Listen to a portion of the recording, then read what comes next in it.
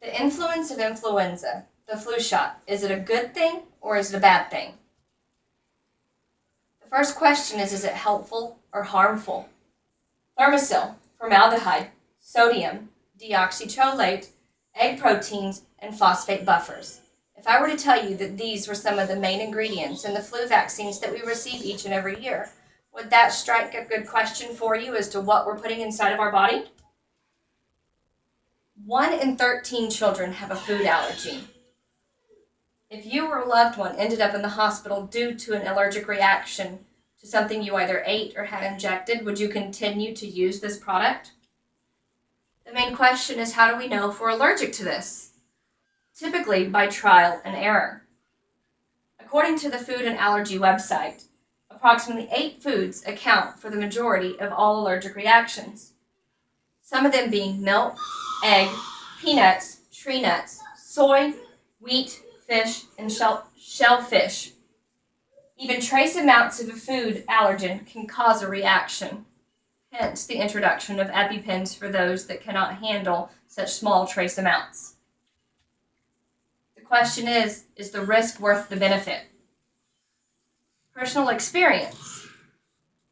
If you or a loved one have ever ingested something that they are allergic to or something poisonous by accident, what do they tell you to do?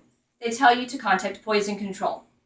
Poison control will typically tell you if this item has been ingested to take activated charcoal. This will allow it to pass through the GI tract and allow it to process through your body in a proper manner. My child once decided to consume some deodorant by eating it. I contacted the Poison Control Center and they said activated charcoal. The main question is what is important, injection or ingestion? According to the injection versus ingestion website, injection is a very hard thing to go back from. Once you are injected with a particular vaccine or product, it enters into the bloodstream and takes effect. Our cells will fight off what infection they can. However, if you have an egg allergy, having the flu vaccine will cause an allergic reaction that you cannot turn around. Ingestion. There are a few more options you have there. Should you take an ibuprofen? Should you take a medication orally? You are allowed to, once the time processes, it goes to the GI tract. It eventually goes out of our system because we have the ability to process that. Again, it comes down to how you choose to administer and what you choose to administer.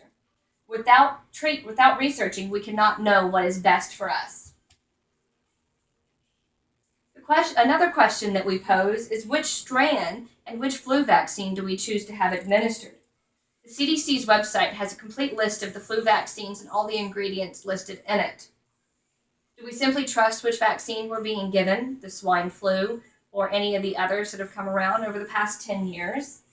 Or can we take all the vaccines at once, or what will that do? Does it protect us from all?